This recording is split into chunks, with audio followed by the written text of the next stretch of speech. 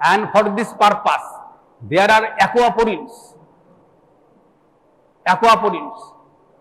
tetramers that allow water to diffuse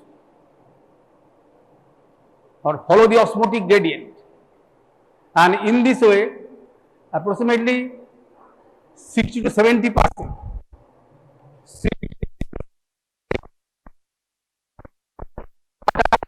is reabsorbed in the proximal tube. And how it can be known? In experimental animals, there are techniques of micropuncture of the tubules.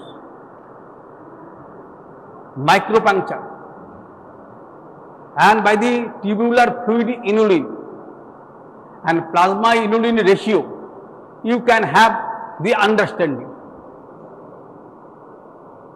That is what is the fraction of glomerular filtrate stays at that level and what that has been reabsorbed proximal to that level. Inulin is given intravenously. Tubular fluid inulin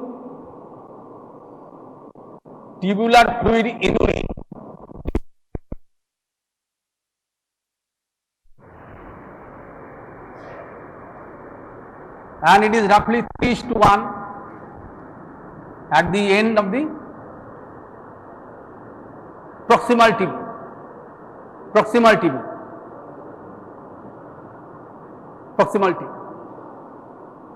You all know that inulin is not touched by the tubules. It is freely filtered, but it is neither reabsorbed nor secreted. So when water is being lost from the lumen of the tubule, because it is following the absorption of other constituents, then the concentration of inulin will increase. And from this ratio, you can imagine that what amount of GFR remains at that part, at that level.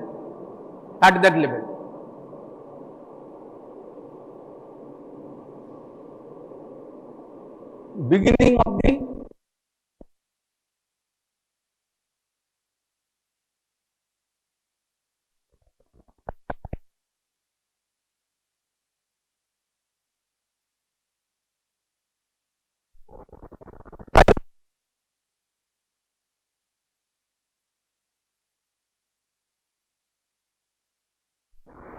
suppose it is the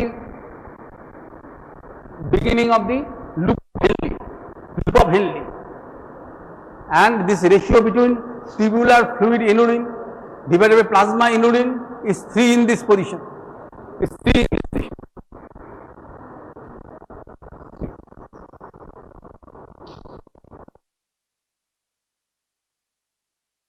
Plasma inulin.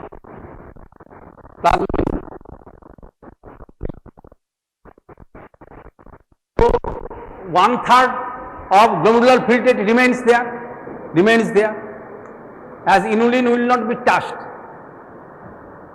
So its mass will be equal per minute or per unit time, everywhere equal in the tubule.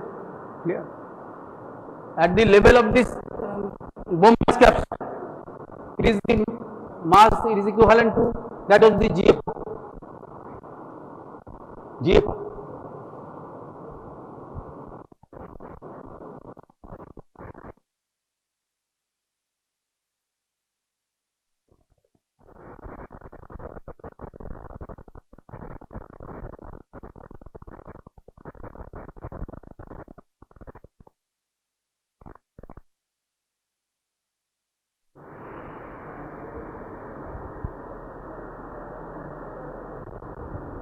Plasma inulin multiplied by glomerular filtration rate is equal to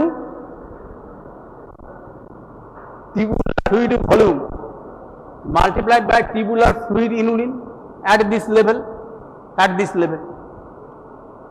So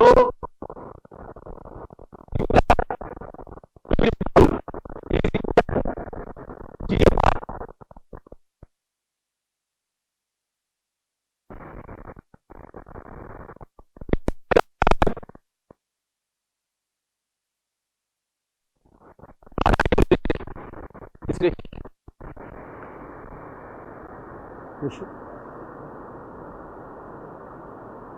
Here, that is the per day, the 180 liter.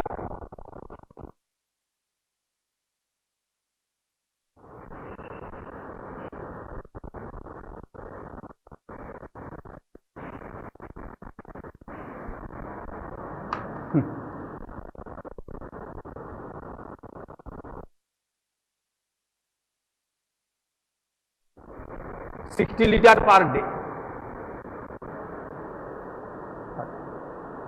So roughly 2/3 or 60 to 70%, 60 to 70% of water is reabsorbed in the proximal tubule. But the osmotically active particles at the beginning and at the end of the proximal tubule remain same. Because by micropuncture techniques, osmolality is same at the start of the proximal tubule and at the end. So it proves that equivalent amount of water has been eliminated from the lumen. 60 liter remaining.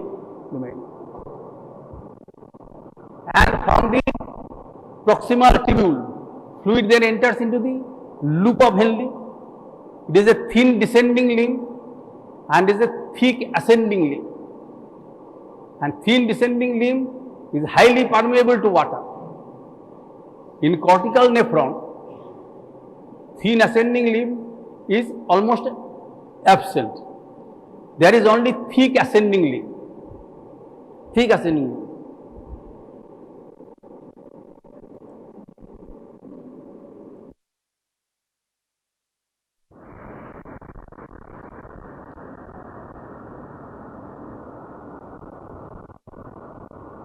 Cortical nephron, this is the thick ascending limb. This is thin descending limb.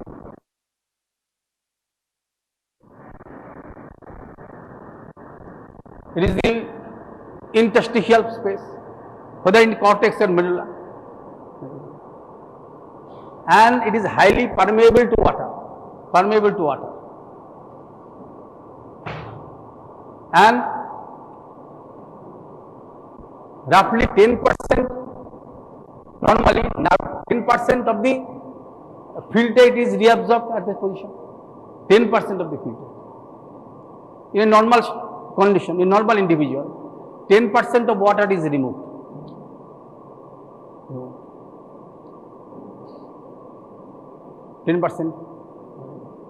And the medullary interstitium, and it is in the medulla, upper medulla and the inner medulla. In cortical nephron, there is no thin ascending limb. On an average, 10% of water is reabsorbed. Considering both the cortical nephron and just a medullary nephron, 10%. So 65% at the cortical nephron, cortical 60%.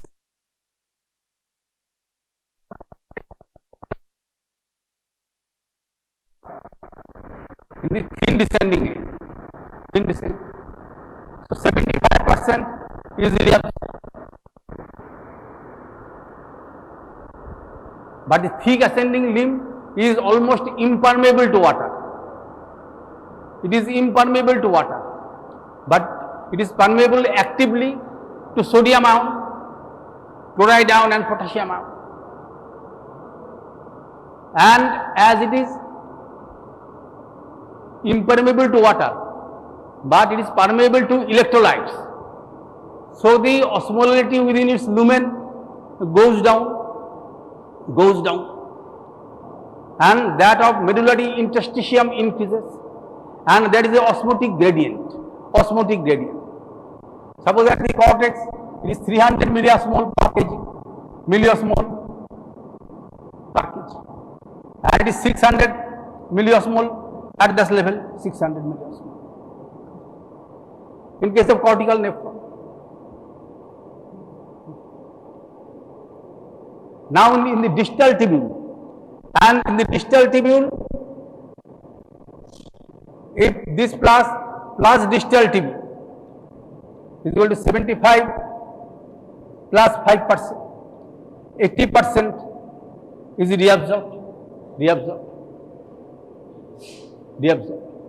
The distal tubule is less permeable to water, but it is permeable to electrolytes by the active transport mechanism. Sodium chloride active transport. So there is some fall in the luminar osmolality, but to some extent water, it is not absolutely impermeable. 5% of the filtrate is reabsorbed in this position. So 80% of water is reabsorbed, and tubular fluid is 5:1. 5:1. 5:1.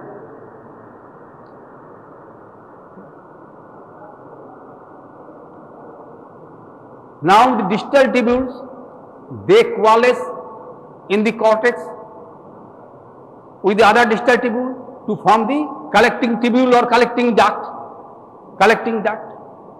and that descends to the apex of the renal pyramids, and they open via the ducts of Bellini. They unite the form or the larger ducts of Bellini that ultimately open into the minor calyx or renal pelvis.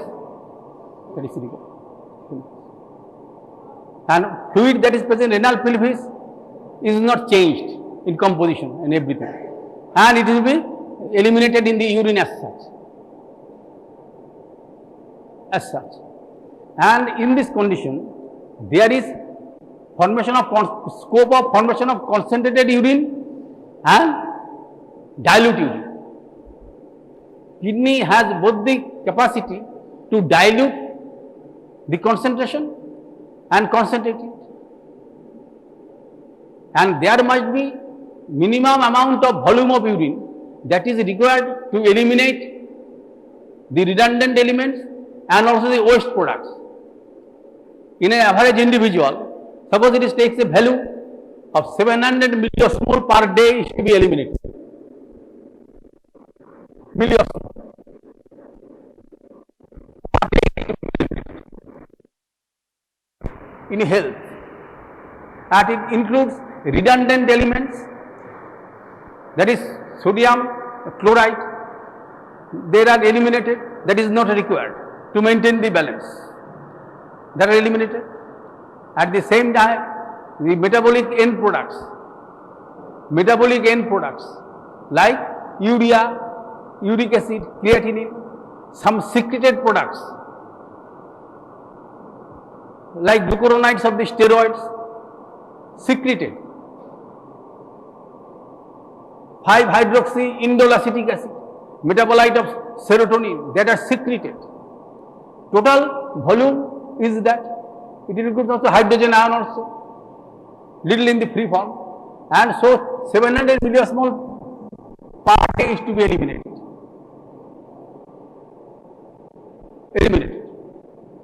And the urine can be concentrated in a human being. Different values are given in different books, but standard book says it is 1400 milliosmol.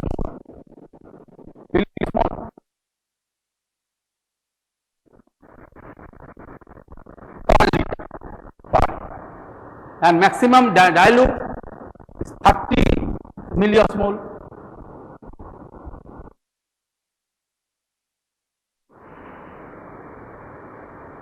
So we have to produce urine at least 700 divided by 1400 liter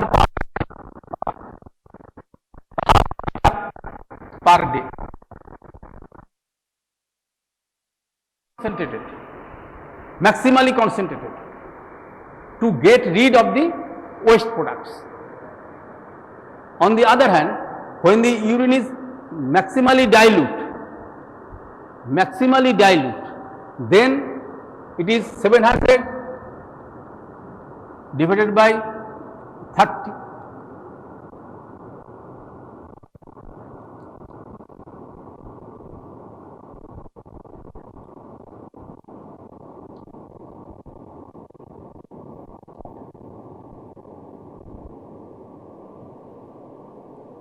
20, more than 23 liter must be eliminated. Now it is possible with the help of ADH, antidiuretic hormone or vasopressin, secreted from the posterior pituitary, medullary interstitium, and the behavior of the tubules, and also blood vessels that maintain this value, medullary gradient. And if it is this cortex, and if it is the cortex, it is the outer medulla, and inner medulla, if you consider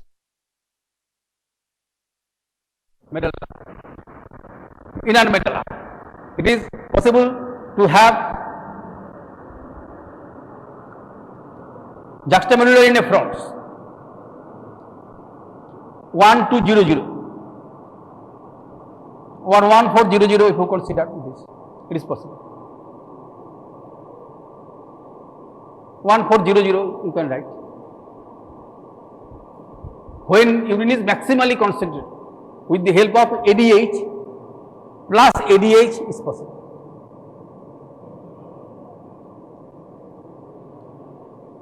And whenever there is no ADH,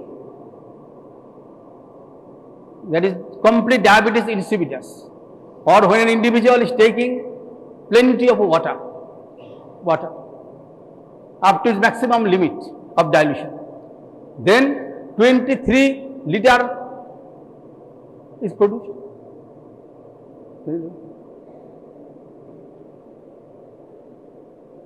So you can consider that 87% of the water is reabsorbed whenever urine is most dilute,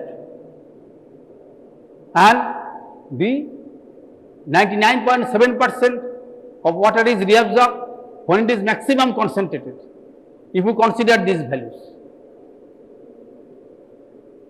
Half liter per day, and it is 99.7% of GFR, of glomerular filtration rate per day, and it is 83%.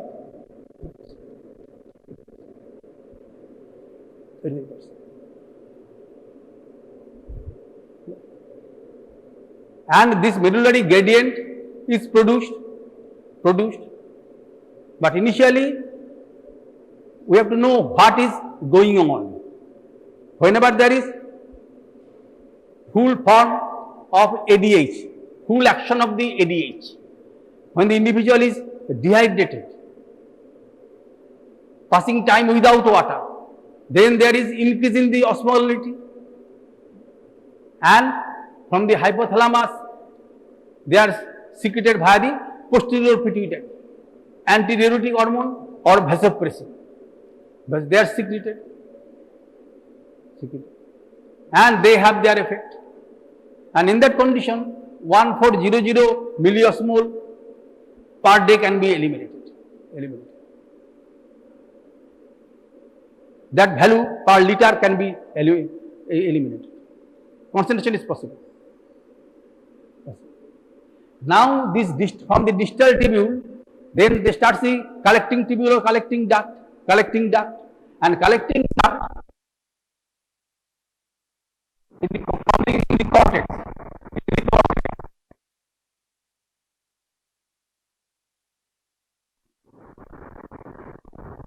Collecting duct or collecting tubule, 10% of water is reabsorbed, 10%, because the pollution that is coming into the terminal part of the distal tubule, and the collecting duct initially it is hypotonic, and it is suppose it is 100 milliosmol, and it is outside is 300. Water will diffuse to this water, and in this way another 10% is reabsorbed. This plus PCT plus thin descending limb plus collecting tubule is equal to 90%. Another 10% in collecting the cortex is produced.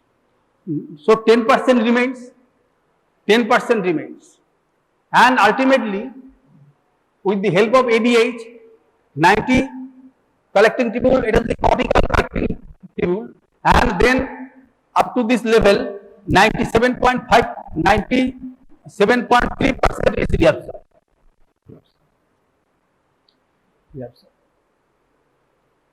Reabsorbed.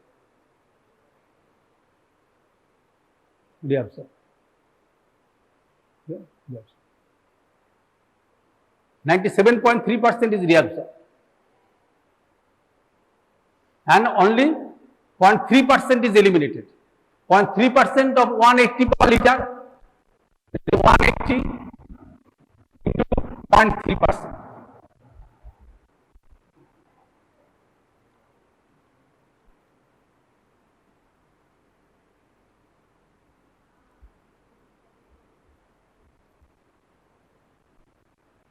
.5 liter per day, 0.54 liter or 0.5 liter per day, half liter per day.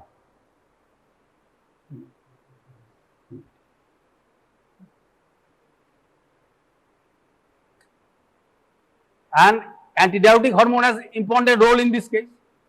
On the other hand, if the individual is taking plenty of water, water intake will causes the dilution of the plasma. Osmotically active particles, they are diluted, osmolarity will be reduced, and it will be detected by the osmoreceptors,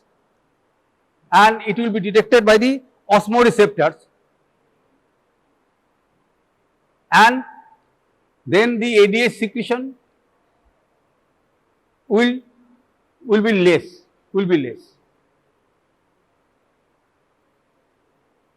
ADH secretion will be less or completely stopped, and what is in the circulation, it has a half life of 18 minutes or so, and it will be quickly disappear.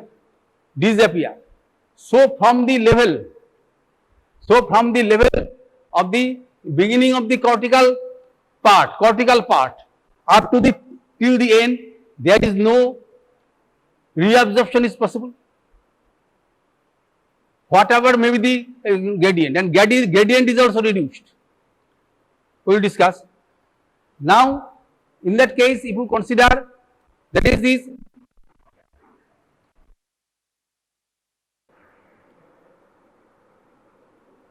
so I admit my fault.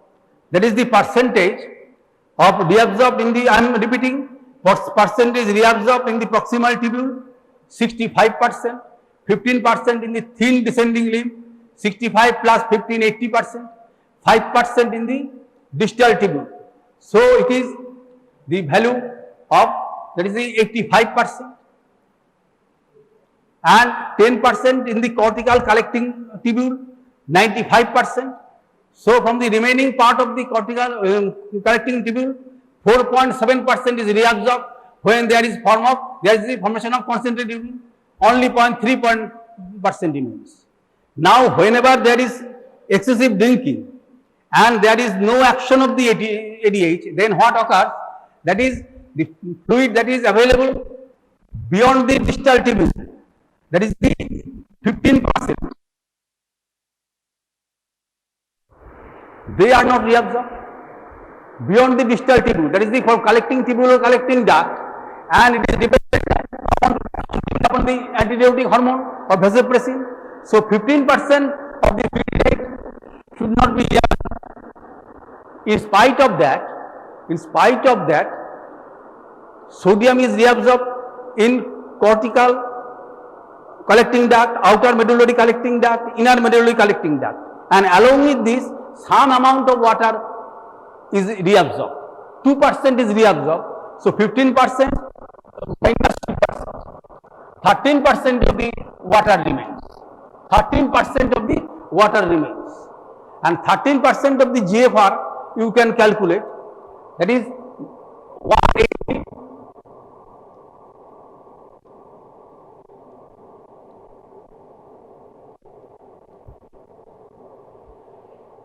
এটা কত litre হয় তোমরা হিসাব করে দেখো, মোবাইলে হিসাব করে দেখো, ক্যালকুলেটরে কত হয়।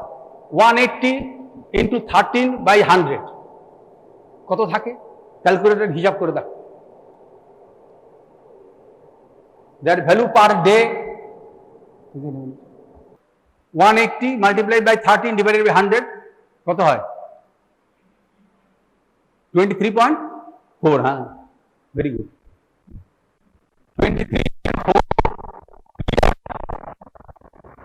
23 point.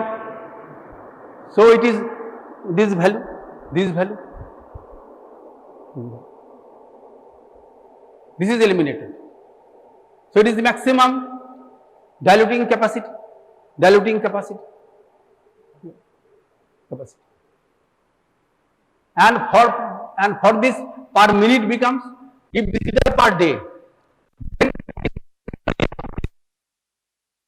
কত মিনিট হয়, কত ml হয়? 23.4 multiplied by 1000 divided by 1440 minute per day. So we have the maximum capacity in health. We have the maximum capacity of taking the volume of water and eliminating. If an individual take water more than this rate, so excess water will accumulate in the body, and it is called water intoxication. Water intoxication.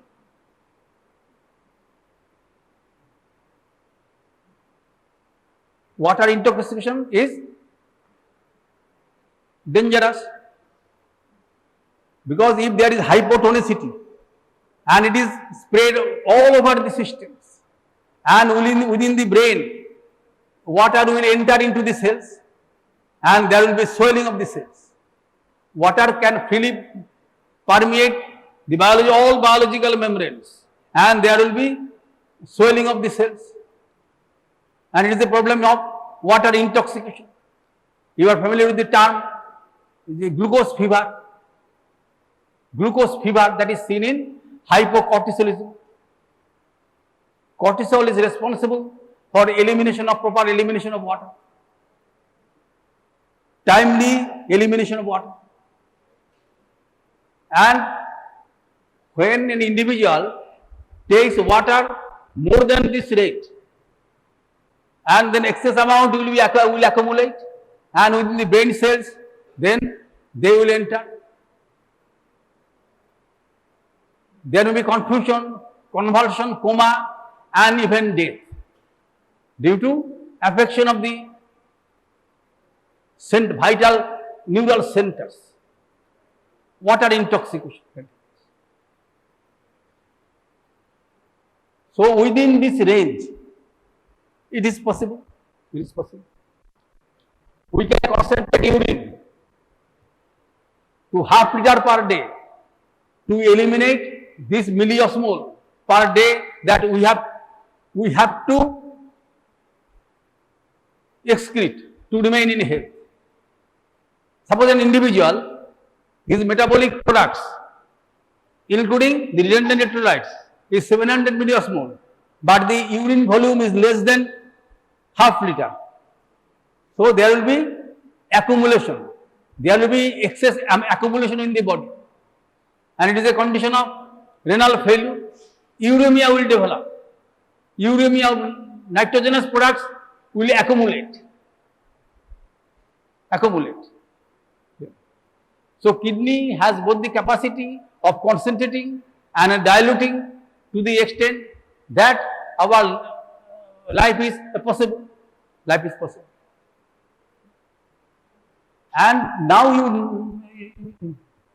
Then you will ask, and how this osmotic gradient is created? How this osmotic gradient is created? Counter current system. It is important for the examination. Counter current multiplier system, counter current exchanger system. For the counter current system to operate, there are some conditions. There is inflow close together, and their behavior is different. Thin descending limb is water permeable, thick ascending limb is water impermeable, and there is a system of concentrating electrolytes into the interstitium by this thick ascending limb of Henle cells. And there is the role of vasa recta, some blood vessels that act passively in the thick ascending limb of loop of Henle. Sodium chloride and potassium is reabsorbed by secondary active transfer. One sodium, one potassium, and two chloride ion, the atoms, they are by a carrier, and they have polarity. They are in the luminal side. Suppose you take one cell of this, and they increasing the osmotically active particles, and osmolarity at a particular level will go on increasing. Water is not reabsorbed, so it becomes hypotonic. Lumen becomes hypotonic. Now, if you think that if they are drained by the venous system, then this gradient is not possible. As in the cortex, the same thing is there. Their counter current system and their permeability difference, and everything is possible. In spite of that, within the cortex, in the interstitium, the osmolarity does not change, because they are highly vascular area, and they will mop up what is present within the interstitium.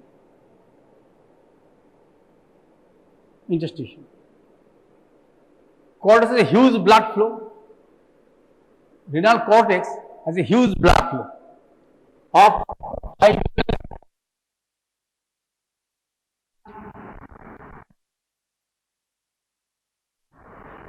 renal cortex compared to brain, which is only 0.5 ml per gram per minute.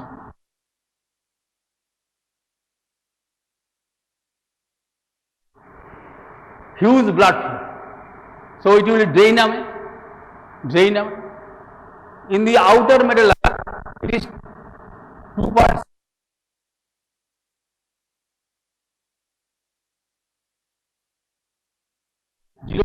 inner medulla 0.6 ml per gram per minute. But it is also, they are also considerable. So there must be some arrangement. That this is possible.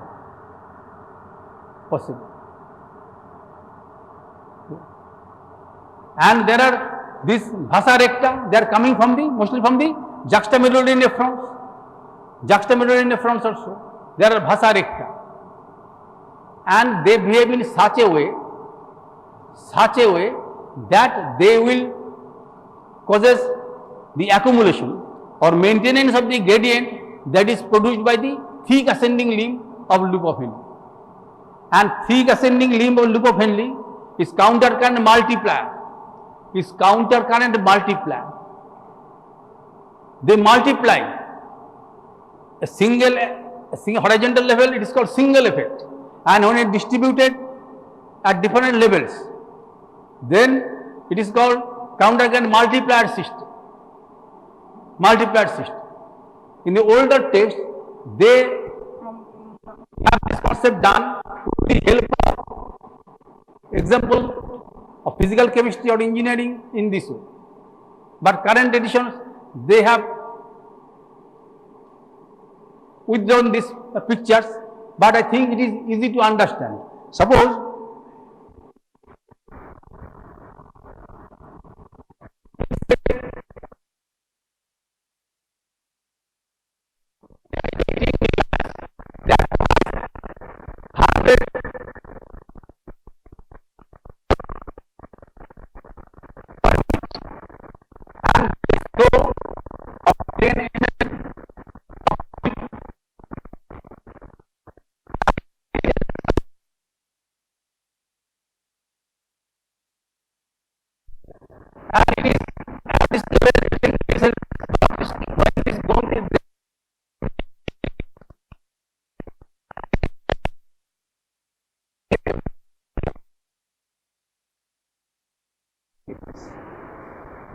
heating device. So this effect is called at particular horizontal level and it is called single effect. Single effect. Single effect. But whenever you consider they are in the form of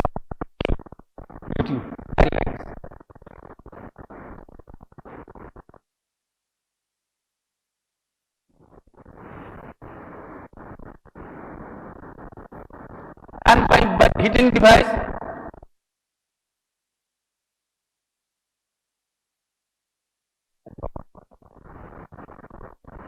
there is 100 calorie per minute and the temperature is coming, that is increasing when that 100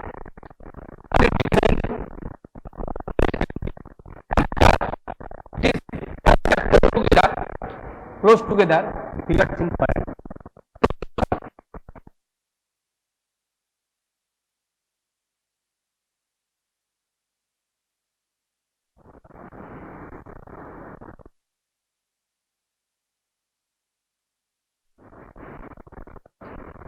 It is 100 at this level and it is giving it and it becomes 90 at this level.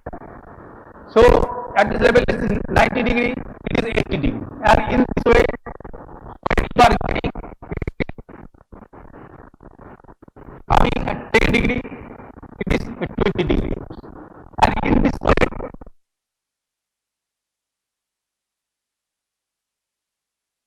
to this side. So when you take the gradient, that is 100 degree, suppose it is from 20 degree to 100 degree. So 9 times a particular level, it is called single effect. So it is multiplied at different levels. It is called counter current multiplier device. Counter current multiplier. Multiplier. From here 10 degree, 20 degree. And in this way.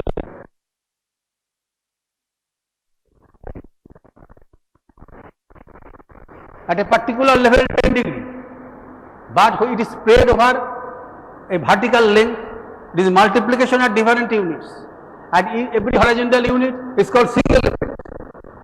It is multiplier. So it is counter current multiplier system. This explanation in older text is given, but as age progresses, then the authors considered that they are too easy for the meritorious students of the universe. So they deleted that part. In spite of that, I discussed, and they explain this in another ways, by flow stop mechanism, and that is better understandable. And what occurs in this case, counter current multiplier system.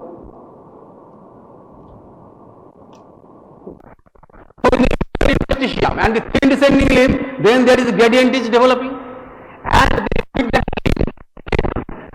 initially it is become more hypotonic, and if you consider it repeated times, that is given in your good text. 8 times or so, 8 figures, and they approach that of the normal values that we obtain really. So it is the counter current multiplier system.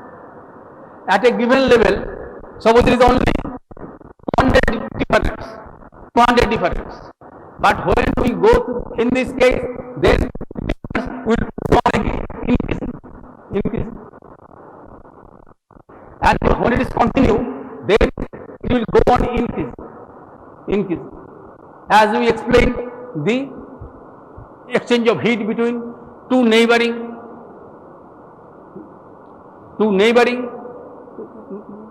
conduits, having heating device at the bottom. Counter current multiplier mechanism, and it is also present within human beings and also other animals. You have observed in the anatomy department that most of the arteries and veins, they are close together.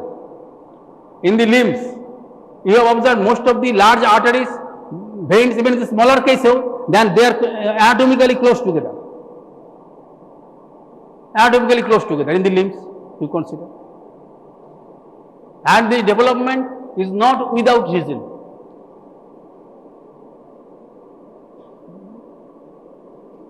As if they are close together.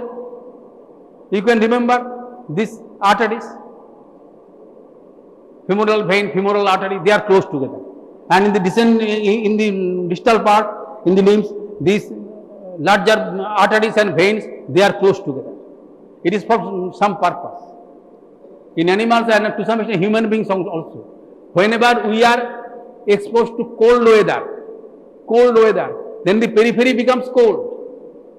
But the arterial blood that is coming from the heart, and it has higher temperature, heat is transferred from the arterial side to the venous side, similar to this counter current mechanism, so that the periphery becomes cold.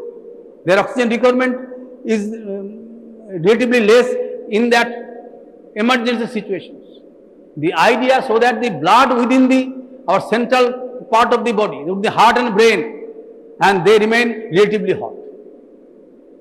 Periphery becomes cold, but there is heat is conserved central. And you see that in a particular 200, but when it is increased, then there is some multiplication. It is counter current multiplier mechanism, and it is produced by the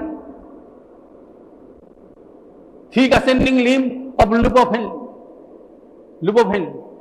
And if you consider these values, that is the cortical blood flow 5 ml per minute per gram, and in the outer medulla 2.5 ml per gram per minute, and they are also relatively high, and they should obliterate this by removing away this sodium chloride, and also in the inner medulla and also to some outer medulla, urea is also acting. Urea under the influence of ADH is coming to the papillary duct, urea, and that is also have their effect, and they are not drained easily due to this counter current exchanger mechanism. It is another case by the vasa recta, counter current exchanger, and it will remove water and will causes and they acts up by the process of diffusion, so that the sodium and urea is coming into the interstitium and entering the ascending limb, and when the blood is moving from the medulla to the cortex, they will gain water but lose electrolyte sodium and urea, and that is facilitated by the fenestrial capillary, so that most of the materials, that is osmotically active particles, are maintained at this level and water is removed. And how it is possible? And it is the counter current exchanger mechanism. Time has gone, so you will learn in the book, and next day we will discuss. We start from this counter current exchanger mechanism. बुझा गया? আমি এর সংক্ষেপে আলোচনা করে দিলাম, তোমাদের পুস্তকে অনেক ডিটেইল লেখা আছে, and you are more intelligent than me, and they will get this. So next day we will start from this count again exchange mechanism produced by the vasa recta. An altogether different thing from which we have been discussing so long. অন্যরকম একটা discussion হবে today, obviously covering your syllabus, no doubt about that. Probably cardiovascular embryology has not yet been started. Subramoy sir কি শুরু করেছে? হ্যাঁ, সামনে শনিবার থেকে শুরু হবে। Okay, that's good. So I don't need the development of heart to be discussed beforehand. Today I will be discussing something related to the cardiovascular system. But for that, I don't need the development of heart as a prelude. ঠিক আছে, আমি শুরু করতেই পারি।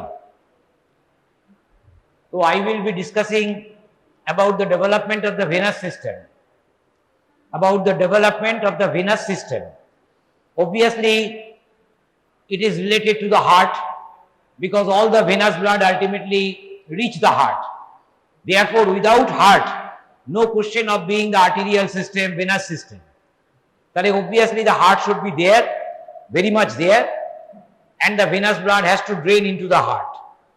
But I need only a small segment of the heart for discussing the development of venous system, and that I can do before development of heart. ঠিক আছে, আমি করতে পারি। কাজে from today I will be discussing about how many classes I will take. Hopefully I will try to complete it today, but it will not be possible. দুটো class লাগবে for development of venous system. তাহলে today's class will be development of venous system. Development of venous system.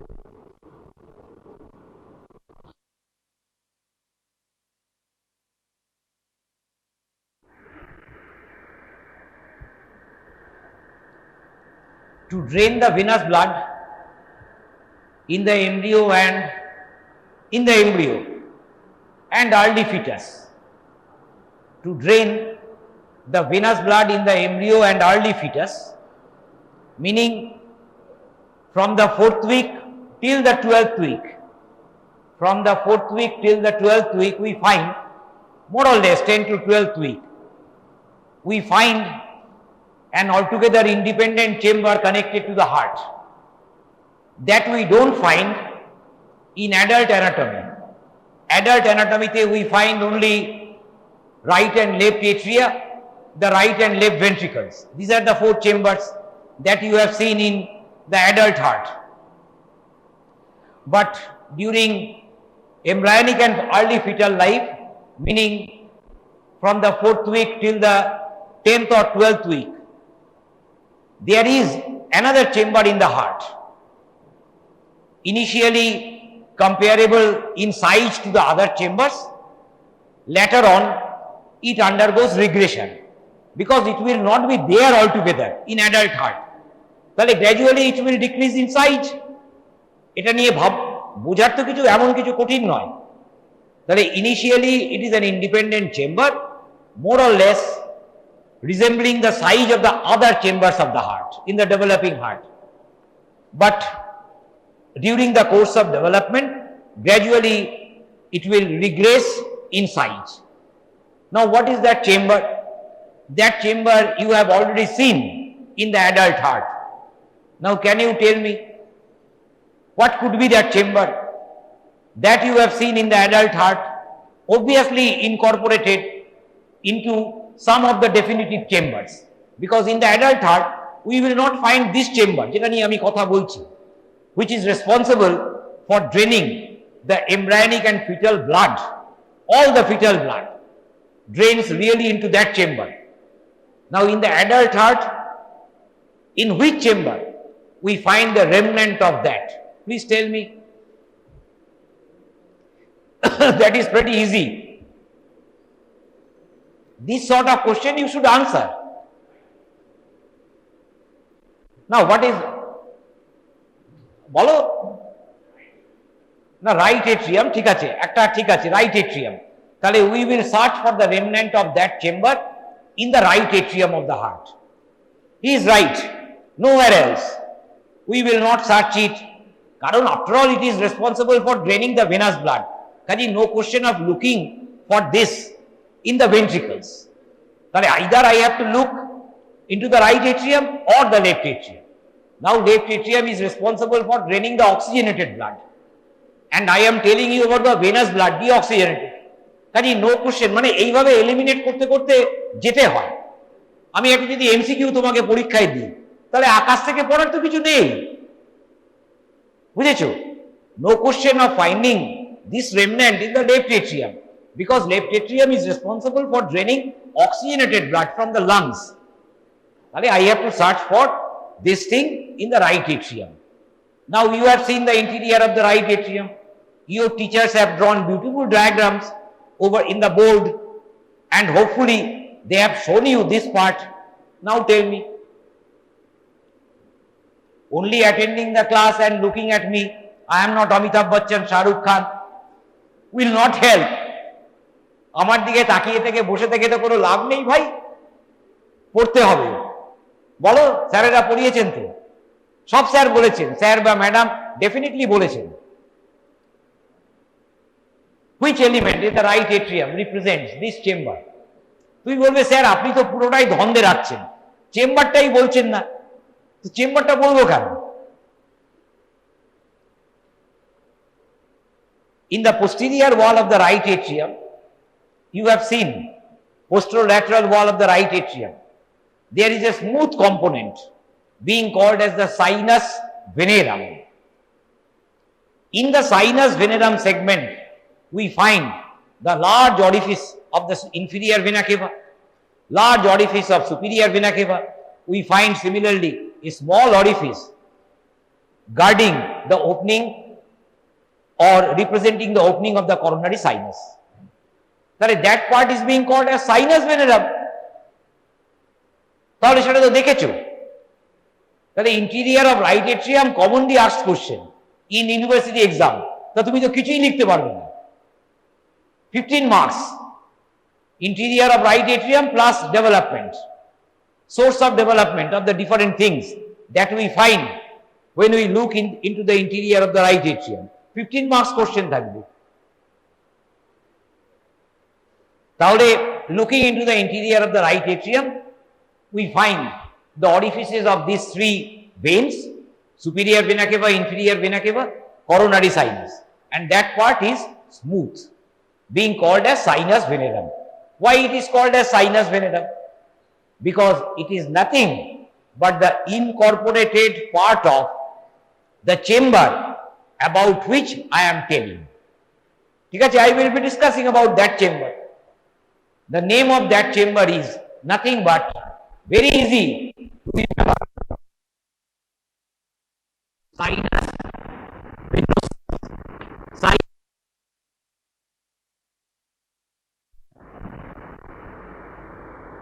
ঠিক আছে, the caudalmost chamber of the heart. To begin with, it is the caudalmost chamber. তাহলে হার্টটা যদি এরকম মতো দেখতে হয়, if this be the heart, to begin with,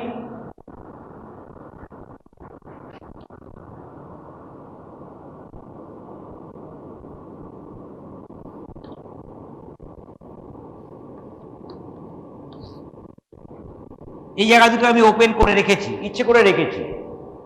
This caudalmost chamber is the sinus venosus, responsible for draining all the venous blood in the embryonic and fetal heart. তাহলে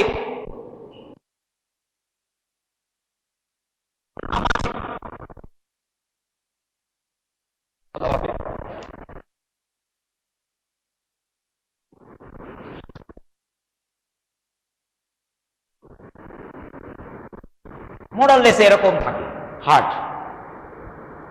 two at the beginning of its development. The heart will be like this. ও Subramoy sir পড়াবেন, তুমি জানতে পারবে। Craniocaudally the chambers have got names. Caudocranially we can similarly name them. This is the sinus venosus, caudalmost chamber.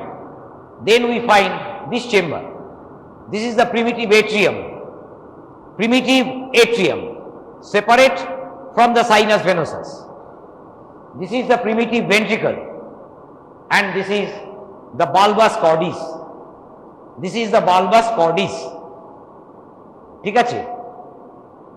At the cranial end of the developing heart, that at the caudal end we are finding the venous chamber responsible for draining all the venous blood, sinus venosus. Moving from that cranially, we are finding sequentially the primitive atrium, the primitive ventricle, and then the bulbus cordis. ঠিক আছে? Beyond the bulbus cordis, we will be finding the arterial trunk. Truncus arteriosus আমরা বলি, সেটা আমি দেখাইনি ডায়াগ্রামে। ঠিক আছে? তাহলে all the venous blood are pouring into the caudal end of the heart. ঠিক আছে? এবার দেখো এই জায়গাটা আমি ফাঁকা রেখেছি, এই জায়গাটা ফাঁকা রেখেছি। তো let me put this sinus venosus here. এখানে দেখাচ্ছি sinus venosusটা। This is the floor of the sinus. What is this? This is the opening leading from the sinus venosus into the atrium. কিছু অসুবিধা কিন্তু কিছু নেই, তুমি যদি একটু বুঝে পড়ো, nothing difficult is there in anatomy. This is the opening from the sinus venosus into the atrium. But by which name it will be called? It will be called by the name of sinuatrial orifice. ঠিক আছে? Sinuatrial orifice. Sinus venosus atriumer মধ্যে যে ফুটোটা আছে, sinuatrial orifice. Very soon we will be seeing valves guarding the sinuatrial orifice to control the flow of blood. ঠিক আছে? তাহলে আমরা কি দেখব? আমরা দেখব এইখানে valve অ্যাপিয়ার করবে। তাহলে নাম কি হবে? Sinuatrial valves. A right valve and a left valve will be there. ঠিক আছে? তো যাই হোক, এগুলো সব হার্ট যখন পড়াবেন স্যার বলবেন। তাহলে my domain is sinus venosus. This is the chamber. Now into the sinus venosus are draining all the venous blood. All the venous blood from the embryonic body, from the head end, from the tail end, from the trunk. ঠিক আছে? কারণ embryo is growing from the 4th week onwards, it will be growing in size, in length. তাহলে let me draw the embryo.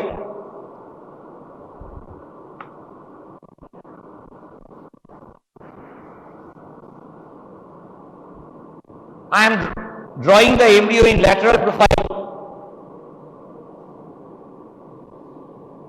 This is the head of the embryo. This is the trunk of the embryo.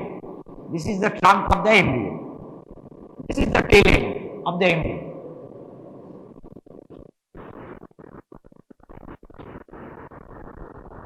This is the embryo.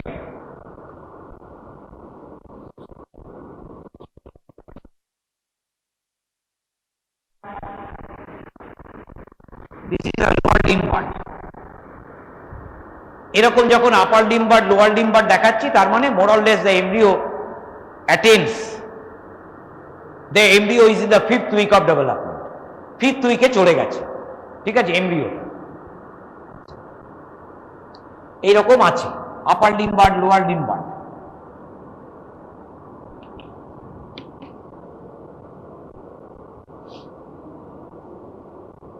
Now there will be a vein running from the cephalic end like this.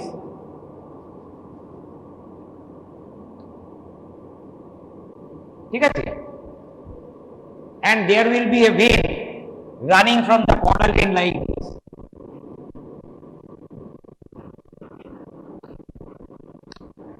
they will be very much in the body wall of the embryo.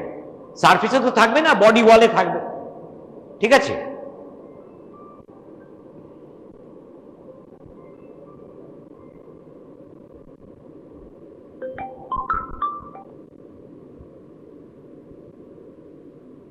There will be a vein from the cranial end draining the tissues at the cranial end. Tissues will be developing. However little the tissues are, organs will be developing. To drain the cranial end, we find a vein like this. To drain the caudal end, we find a vein like this. ঠিক আছে? They will be draining into the sinus venosus. এই sinus venosus. এবার এটা আমি কি দেখাচ্ছি, lateral প্রোফাইলে। তাহলে অবভিয়াসলি ল্যাটারাল প্রোফাইলে আমরা একটা সেট অফ ভেন্স দেখতে পাচ্ছি একটা সাইডে, অন্য সাইডটা দেখতে পাচ্ছি না। তাহলে they are draining into this chamber of the heart. This is the sinus venosus, ঠিক আছে, this is the sinus venosus. এখানে হার্টের অন্য চেম্বারগুলো আছে। তাহলে হার্টটা কোথায় আছে? হার্টটা আছে immediately caudal to the head, caudal to the head. Neck তখনও আসেনি, neck is not fully formed, just cranial to the trunk and caudal to the head will be the position of the heart. হার্টটা এখানে থাকে, বুঝেছো? এই mouth cavity তার ঠিক নিচে থাকে। Gradually it descends as the neck develops and forms, the structures in the neck push the heart down. Heart ultimately reaches the central part of the thoracic cavity. বুঝেছো? ট্রাঙ্কে যেতে সময় লাগে। তো যাই হোক, তাহলে these are the veins. আর একটা set of veins আমি দেখব in the ventral body wall. In the ventral body wall, এখানে primitive umbilical ring আছে। This is the primitive umbilicus. আর একটা set of vein, again paired, দুদিকেই দেখতে পাবো। এইখান থেকে এখানে আম্বিলিকাল কর্ডটা আছে, এই কর্ড আছে, এখান থেকে ভেন এইরকম ভাবে যাবে। কি vein? Umbilical vein, umbilical vein, কর্ডের ভেতরের ভেন, ঠিক আছে, umbilical vein. Similarly from the 4th week till 10th or 12th week আমি বলছি, by then the GI tract has developed, that to drain the abdominal part of GI tract, which is huge in length and in size, there must be veins, paired veins again. Such veins are being called as vitelline veins, ঠিক আছে। তাহলে to drain the gut tube, its venous blood, we find vitelline vein. তাহলে সেই vitelline vein থাকবে। ধরো vitelline vein আমি এরকম দেখাচ্ছি,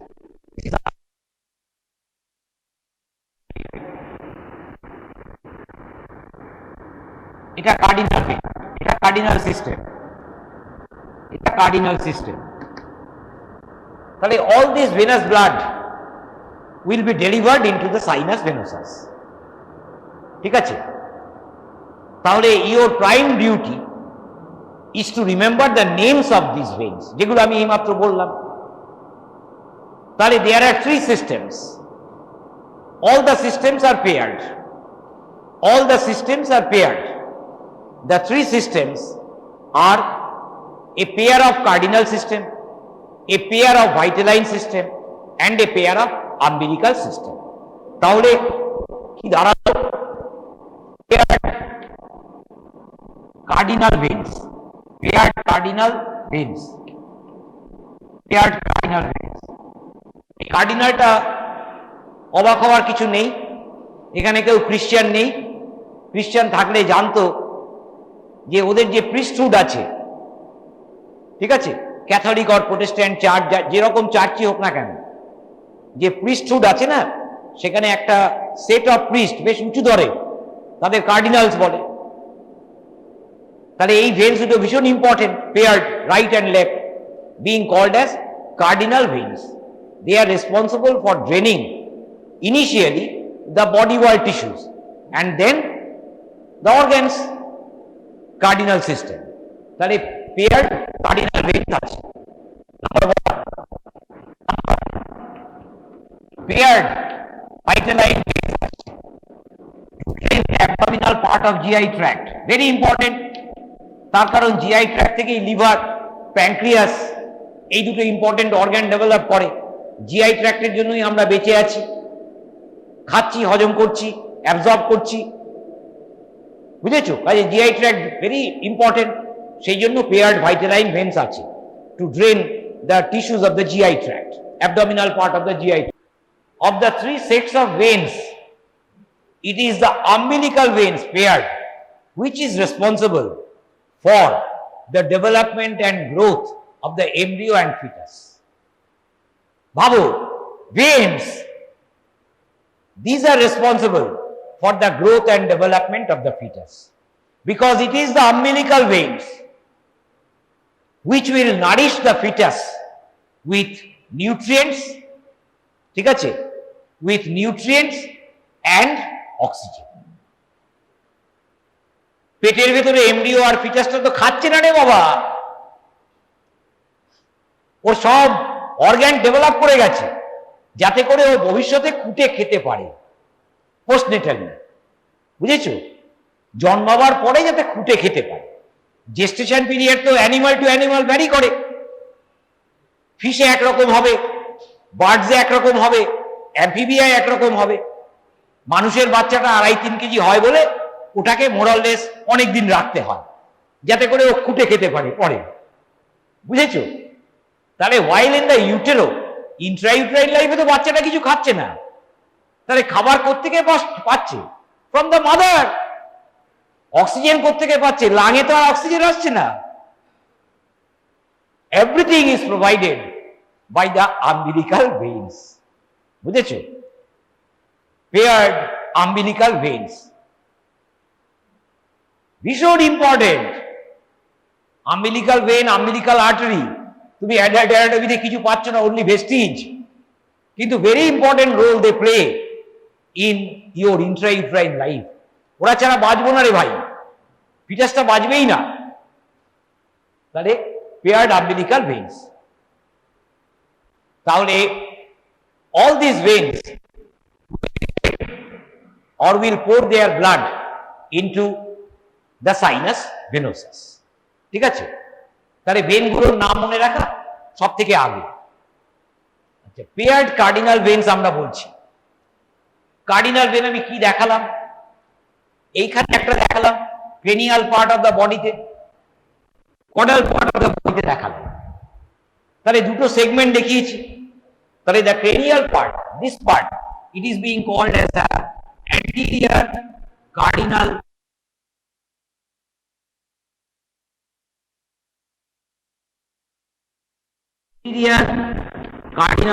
vein। Common trunk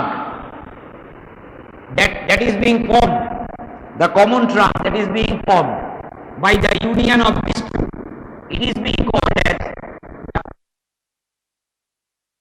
common cardinal vein or duct of Cuvier, common cardinal vein or duct of Cuvier, CUVIER, ঠিক আছে? তাহলে anterior and posterior cardinal veins near the developing heart will unite, will give rise to the common cardinal vein or duct of Cuvier। This is the sinus venosus। Again আমরা ওই ডায়াগ্রামে চলে এলাম। In the floor of the sinus venosus we will be finding these three pairs negotiating the chamber। এই যে তিনটে pair বললাম, right and left pairs of umbilical, vitelline and cardinal, common cardinal, they will be negotiating the floor of the sinus venosus, ঠিক আছে? তাহলে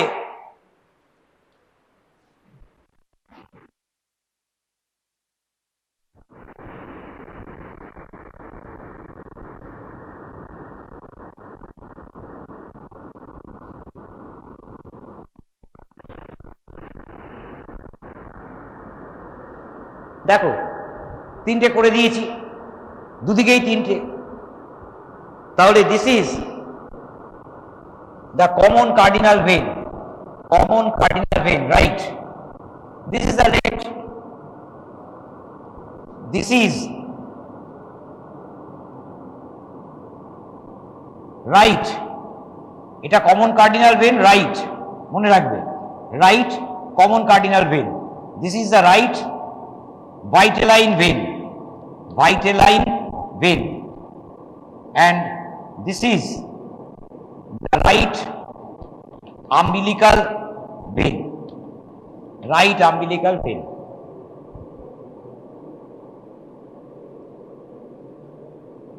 Probably the three pairs on either side we are finding one of the pairs, they are negotiating the floor of sinus venosus. ঠিক আছে? Now তাহলে right and left symmetrical organization আছে। আচ্ছা, এখানে একটা pertinent, now a pertinent thing I should tell you. In the embryonic, early embryonic life and early embryonic life বলাই ভালো, fetal লাইফে আর নয়, আর্লি এমব্রায়োনিক লাইফ মানে 4th week, 5th week, early 6th week, the venous arrangement is not so precise, এরকম কিন্তু থাকে না, কারণ এটা একটা ডেফিনিটিভ প্যাটার্ন আমি তোমাকে দেখাচ্ছি। আরে why on earth so early in development it is not possible for giving rise to such a definitive pattern? তাহলে কি প্যাটার্ন থাকবে? The veins are in the form of a plexus, বুঝেছো? Body wall veins, vitelline veins, umbilical veins সবই একটা প্লেক্সিফর্ম অর্গানাইজেশনে থাকে। সেখান থেকে nature chooses the right element from that plexiform channel.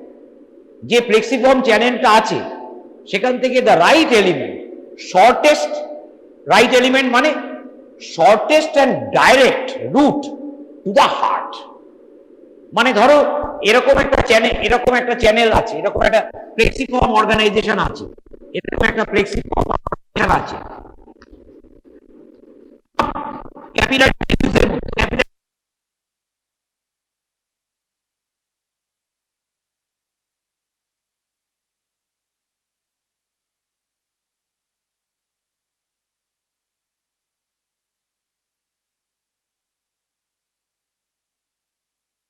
these plexiform channels, বুঝেছো?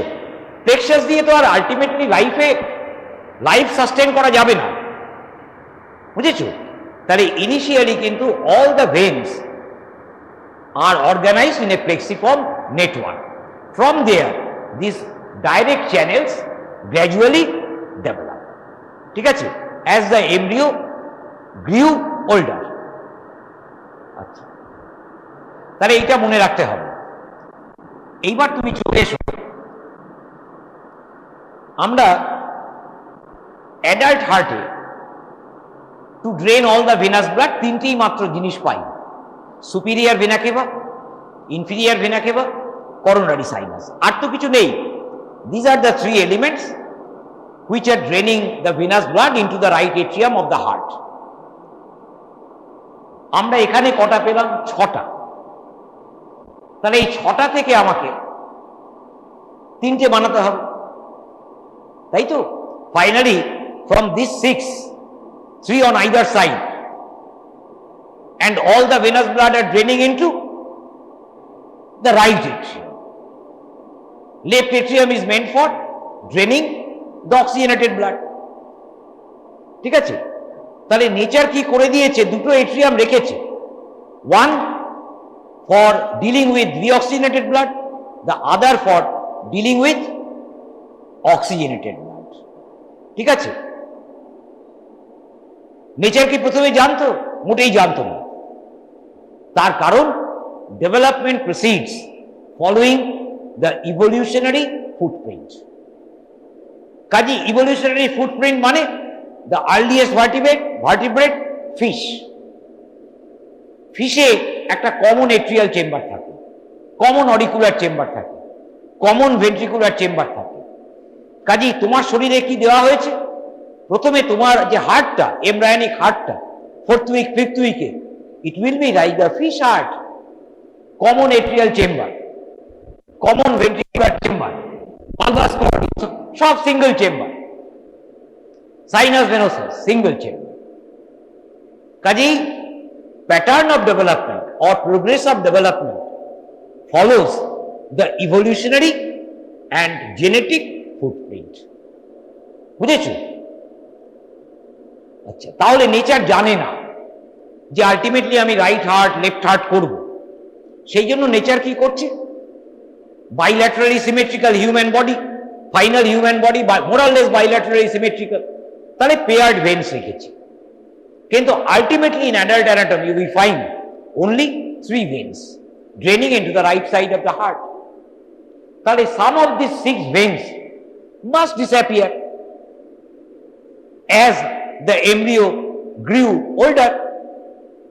তাহলে কয়েকটা disappear করবে। তাহলে which one will disappear? The things that will disappear will be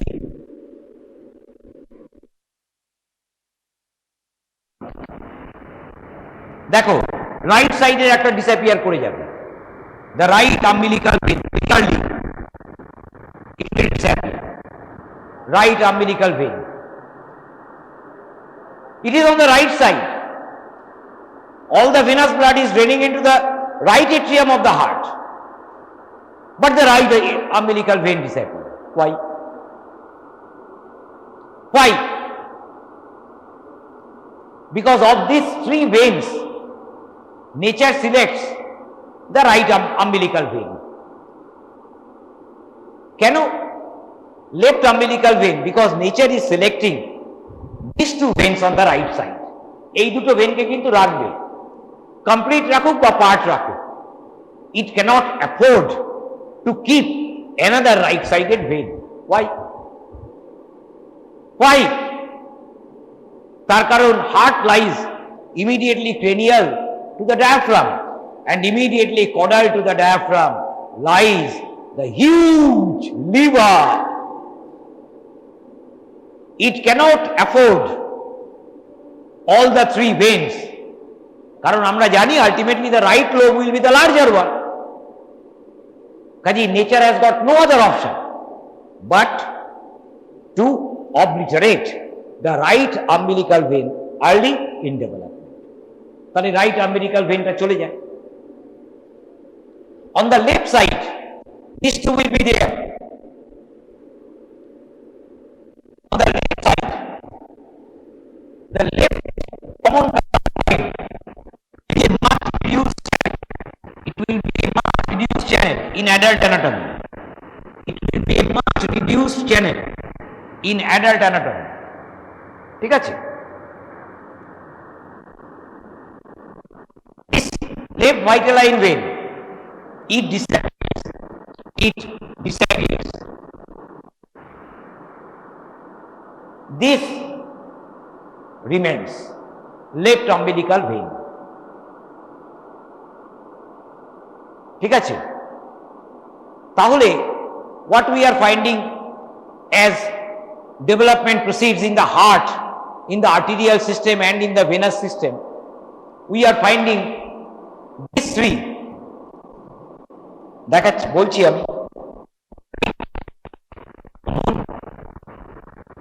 common cardinal when, পুরো নামটা লিখছি, right common cardinal when,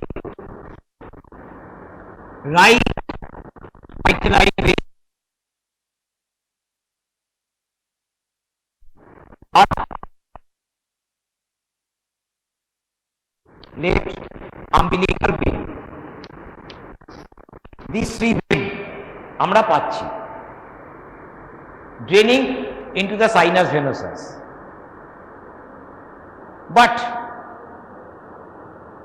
understanding the names of these 3 veins draining into the sinus venosus is not helping us in any way in understanding the final pattern of venous drainage into the right atrium of the heart, because we are not finding the superior vena cava. We are not finding the inferior vena cava. We are not finding the coronary sinus. তাই তো? We will not find. So early, এত তাড়াতাড়ি পাওয়া যাবে না। There lies the mystery of development. Gradually, everything will be clear. Gradually. ঠিক আছে? তার মানে অনেক কিছু হবে, where finally we will be finding the superior vena cava, inferior vena cava, coronary sinus. Now let me tell you which of these three will contribute. এই যে original যে তিনটে বললাম, which of these three will be contribute to the superior vena cava, inferior vena cava and coronary sinus? Common ঠিক আছে, it will contribute only in developing part of the superior vena cava, not even the entire superior vena cava. তাহলে part of superior vena cava will be developing from this superior vena cava. Part right vitelline vein, ঠিক আছে, it is responsible for giving rise to only a very short segment of inferior vena cava, only the suprahepatic segment, which is very short. Liver থেকে hepatic when, লিভারের ওপরে তো inferior vena কেভা আছে, hepatic veins গুলো drain করলো, তারপরেই diaphragm, vena কেভাল opening, তারপরেই তো right atrium of the heart. একটা very short segment of inferior vena cava owes its development to the right vitelline vein. তাহলে এই রাইট ভাইটেলাইন ভেন থেকে, রাইট ভাইটেলাইন ভেন, এই যে right vitelline vein, it will be responsible, this right vitelline vein will be responsible for giving rise to a very short segment of inferior vena cava.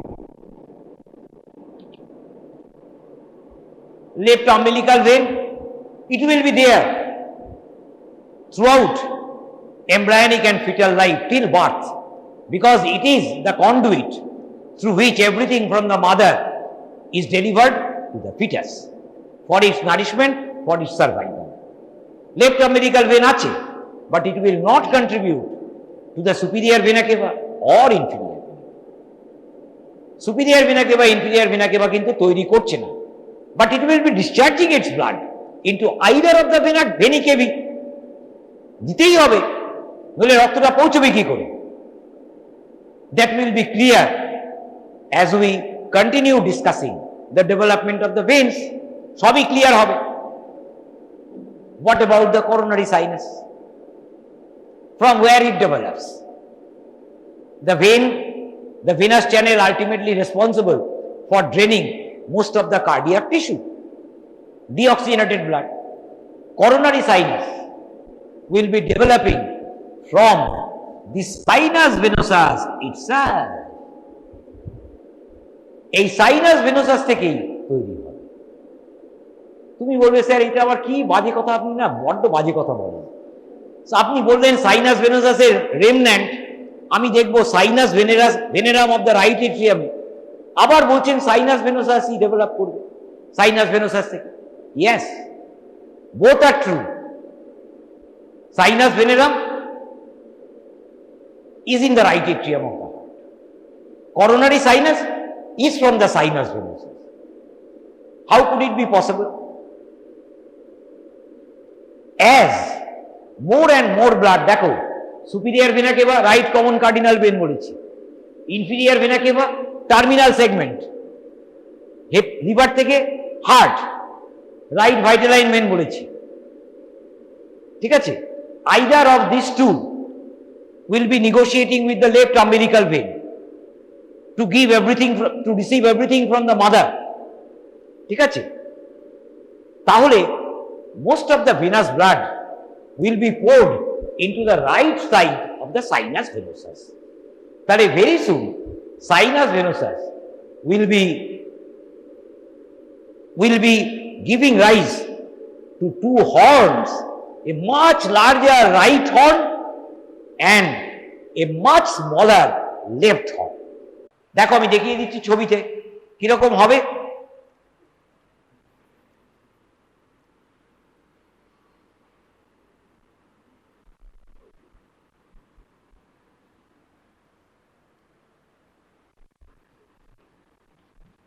এই left umbilical vein, ঠিক আছে, initially it will be draining into the sinus venosus, left side of sinus venosus flow. Later it shifts its position, বুঝেছো, ছেড়ে দেবে left horn of sinus venosus কে ছেড়ে দেবে, left side ছেড়ে দিয়ে it will be cross connected with either of these two veins, যে কোনো একটার সঙ্গে একটা ক্রস কানেকশন হয়ে যাবে। তাহলে left side of the sinus venosus is not receiving any blood, it is not receiving any blood from the left vitelline vein, it is not receiving any blood from the left umbilical vein, ঠিক আছে, it is only receiving a small amount of blood from the left common cardinal vein, ঠিক আছে, which becomes a very small narrow channel. তাহলে left side of the sinus venosus will be reduced, a thing like this. This is the left horn of sinus venosus, this is or left duct of Cuvier, sinus venosus,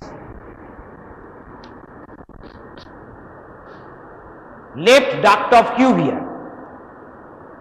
ঠিক আছে, sorry আমি ভুল বলছি, left horn of sinus venosus K left duct of, ওটা তো common cardinal when, তাহলে left horn of sinus venosus much reduced, this will be giving rise to the coronary sinus. তাহলে এইটাই হয়ে গেল হার্টের গায়ে যে পড়ে থাকা coronary sinus.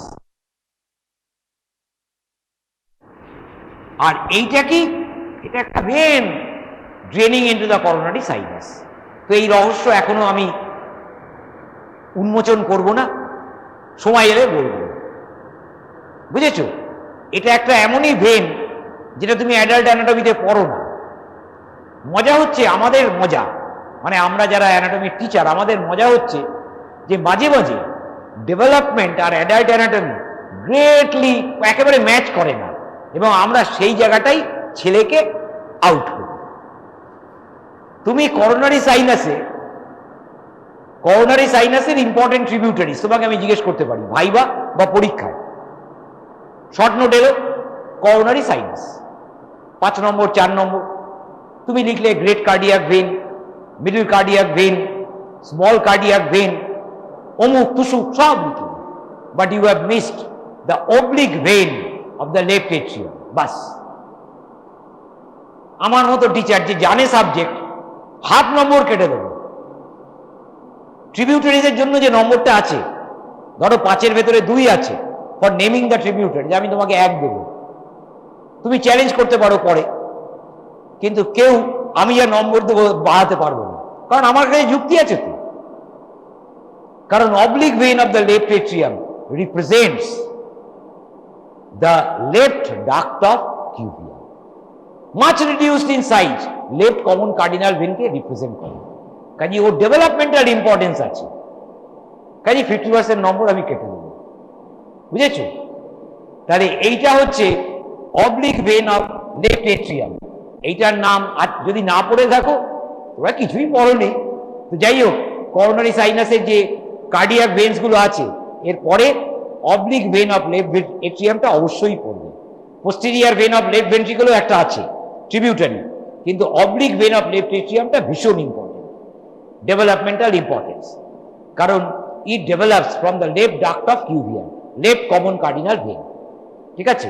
R left horn of sinus venosus, দেখো সাইনাস ভেনোসাসের একটা অংশ সে করোনারি সাইনাস হয়ে গেল, কিছু তো অসুবিধে নেই। সাইনাস ভেনোসাস মানে কি, একটা ডাইলেটেড ভেনাস চেম্বার, তাহলে তার মাচ রিডিউসড লেফট হর্ন, আরে আলটিমেটলি তো ভেনই তৈরি করছে, করোনারি সাইনাস তৈরি করে দিল। নেচার অনেক বেশি জুডিশিয়াস, যখন যেটাকে পায় তখন সেটাকে কাজে লাগিয়ে দেয়। নতুন করে কেন আমি চ্যানেল তৈরি করতে যাব, বুঝেছো? ভীষণ ইকোনমিক্যাল। যখন যে চ্যানেলটা পাচ্ছে রিডান্ডেন্ট হয়ে যাচ্ছে, সেইটাকে দিয়ে অ্যাডাল্ট অ্যানাটমির একটা চ্যানেল তৈরি করে দিচ্ছে। তাহলে coronary sinus so important, developing from the left horn of sinus venosus. Which of the two horns is more important? Obviously the right horn, which is much larger, which is receiving all the venous blood except the blood from the heart. ঠিক আছে? That gets incorporated into the right atrium. ঠিক আছে? তাহলে দেখো আমি কিভাবে এগোচ্ছি। Nobody else can proceed development of the venous system in a manner which I am telling you. Not even my great teacher, Dr. Somor Mitra. স্যারও কিন্তু এইভাবে পড়াননি। তার কারণ স্যারের পরে স্যার চাকরি ছেড়েছেন 78, 22 আর 23, 45 বছর কেটে গেছে। আমি স্যারের ছাত্র, আমি তো স্যারের থেকে আরো ডেভেলপ করব।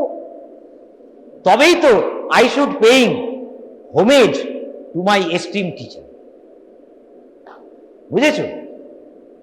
স্যার এবং ডক্টর দত্তর কাছে তো আমি পড়েছি, অসীম দত্তর কাছে। স্যারই আমাকে শিখিয়েছে, সব ভুলে গেছিলাম। অ্যানাটমিতে না এলে MBBS ডাক্তার থাকলে কিছুই হতো না। স্যারই থাকতো। হ্যাঁ, ডক্টর মিত্র, আরে বাপে বাপ, আমাদের ছেলেরা যেমন বলে, বুঝেছো?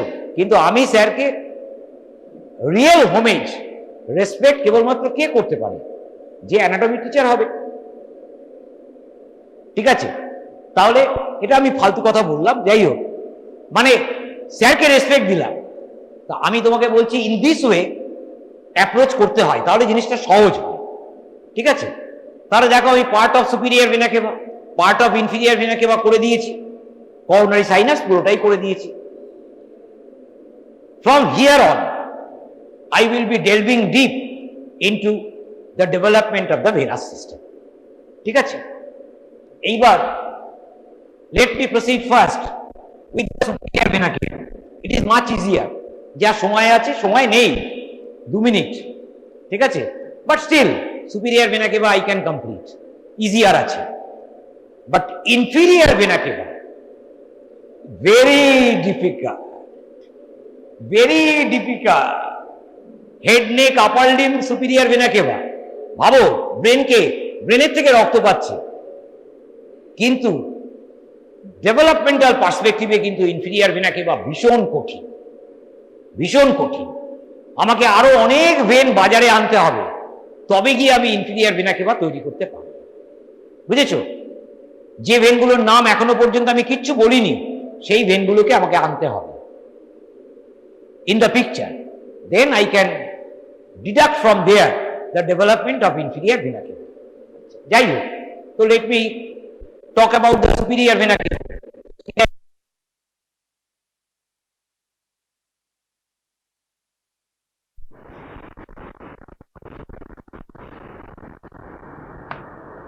To understand the development of superior vena cava you have found where?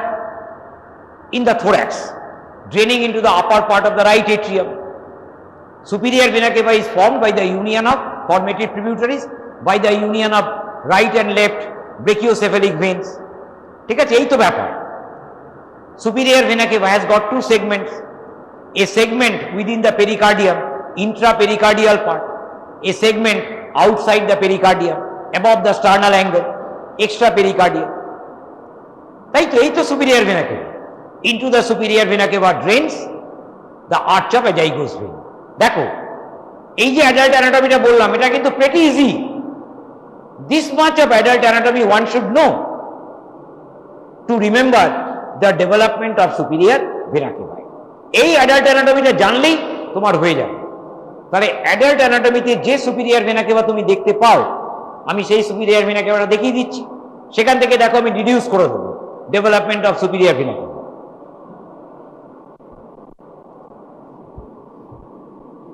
This is the superior vena cava, which is in the upper part of the right atrium of the heart. This is the junction. This is the intrapericardial part. here drains. Now arch of azygos vein. Now arch of azygos vein. Arch of azygos vein draining. And here is the right brachiocephaly.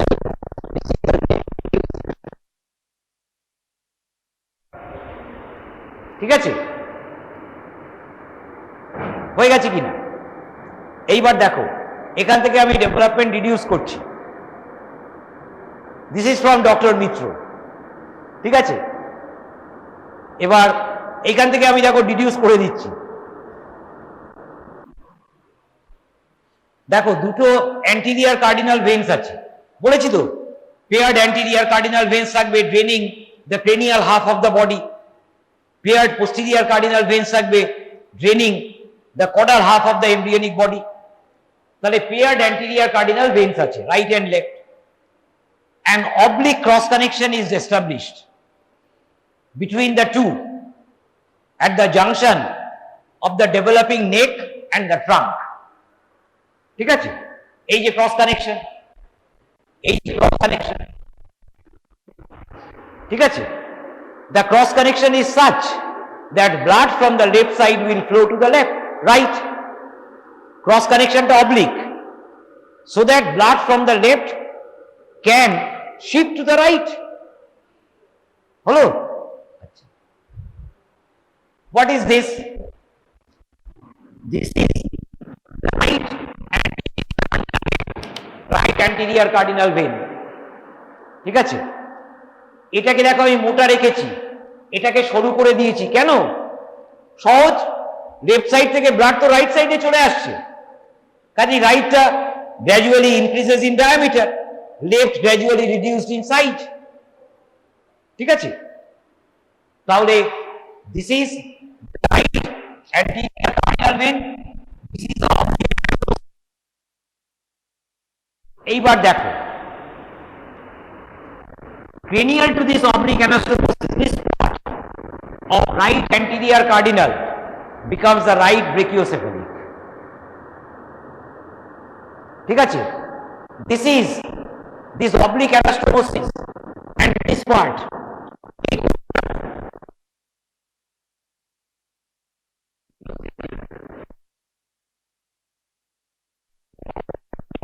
oblique brachiocephalic, তাহলে এটা হয়ে গেল ব্রেকিওসেফালি। তাহলে this becomes this part, এই যে জায়গা,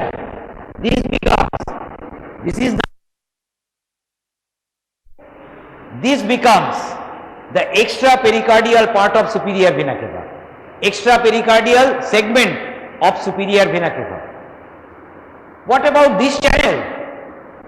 What about this channel? This is arch of azygos vein. This develops, only the arch develops from the terminal part of the right posterior cardinal vein, terminal part of right posterior cardinal vein। এটা প্রত্যেকটা develop করছে terminal part of right posterior, right, অনেক বড় বড় নাম বলছি কিন্তু সহজ, রাইট পোস্টেরিয়র কার্ডিনাল ভেইন, যা নাম তা তো বলতেই হবে রে ভাই। সৃজিত নারায়ণ চৌধুরীর নাম সৃজিত নারায়ণ চৌধুরী, আমাকে বলতেই হবে, হাফ হয়ে বললে তো আমাকে মারবে। কাজী এটার নাম right posterior cardinal vein, terminal part. তাহলে ইন্ট্রাপেরিকার্ডিয়াল সেগমেন্ট প্রত্যেকে দেখো কি সহজ বোঝা, দেখো posterior cardinal, right duct of Cuvier, সহজ। তাহলে এইটা right common cardinal vein, common cardinal vein, right duct of Cuvier. তাহলে intrapericardial part of superior vena cava is from the right common cardinal। ঠিক আছে, তাহলে right common cardinal vein drains into the right atrium of the heart। কাজে it's no wonder finding the superior caval orifice in the right atrium of the heart। তাহলে development থেকে straight away আমি পৌঁছে গেলাম adult অ্যানাটমিতে। তাহলে superior vena cava dual development, intrapericardial segment, common cardinal vein right, extrapericardial segment, right anterior cardinal vein up to that oblique anastomosis. ঠিক আছে? Beyond that brachiocephaly, right brachiocephaly. ঠিক আছে? তাহলে superior vena cava very easy. কে drain করছে? আর্চা পাইজাইগোস when. কোত্থেকে develop করে? posterior cardinal vein। তার কারণ posterior anterior জুড়েই তো কমন হবে। ঠিক আছে? হয়ে গেল সুপিরিয়র ভেনা কেভার ডেভেলপমেন্ট। কত সময় লাগলো? 5 মিনিট। Inferior vena cava even an hour will be less. আমি যে নেক্সট ক্লাস দেব 1 ঘন্টা ক্লাসেও আমি হয়তো পুরো বলতে পারবো না, এত কথা আমাকে বলতে হবে, বুঝেছো? কারণ শুধু দেখো ভাইটালাইন সিস্টেম আছে, আম্বিলিকাল সিস্টেম আছে, প্রত্যেকটা সিস্টেমকে আমাকে কমপ্লিট করতে হবে। তো vitelline system is giving blood to the inferior vena cava, কারণ terminal part of inferior vena cava right vitelline vein. তাহলে without discussing about the vitelline vein কি করে হবে? ভাইটালাইন ভেন থেকে কে তৈরি হয় আলটিমেটলি? পরীক্ষায় আসতে পারে শুধু সেইটুকুই ডেভেলপমেন্ট, পোর্টাল ভেন। তাহলে হেপাটিক পোর্টাল সিস্টেম না বলে আমি বেরোতে পারবো? বেরোতে পারবো। কাজে প্রত্যেকটা সিস্টেমকে আমাকে বলতে হবে, সব মিলিয়ে বলতে হবে ইনফিরিয়র ভেনা কেভার ডেভেলপমেন্ট। তাহলে তার জন্য 1 ঘন্টা। ঠিক আছে? নেক্সট উইক বা কালকে, কালকে হবে না, কালকে আমি অনুজিৎ স্যারকে দিয়েছি, সে অন্য কিছু পড়াবে। নেক্সট উইক দেখো, আমি তোমাকে একটা কথা বলে দিই লাস্ট, দাঁড়াও। আমি যে কথা বললাম যে nobody else can speak in a manner like this, এসব আমাকে মেগালোম্যানিয়াক ভাবার কিন্তু কোনো কারণ নেই। আমি তোমাকে বলছি কেন বললাম, এটা বলার জন্য কিছু লাগে না, জাস্ট একটা এক্সপিরিয়েন্স লাগে। ঠিক আছে? আর টিচারের যে responsibility to make the students understand the subject, এইটার কথা মাথায় রাখলে যে কোনো টিচারই with experience can take this. কিন্তু sadly enough anatomy default, anatomy তো কেউ করতে চায় না, সবাই ডাক্তারি করতে চায়, কাজে কেউ অ্যানাটমি পড়ে না। ভালো করে পড়াবার জন্য যে ডেডিকেশন লাগে সেটা কেউ দেয় না সাবজেক্ট, কাজে সেই জন্য অ্যানাটমিতে টিচার পাওয়া যাবে না। Covering up the rest of the things which is left over in the histology, we'll cover 2 small topics about the histology of the thymus and the ureter. The slide of the ureter probably you have seen.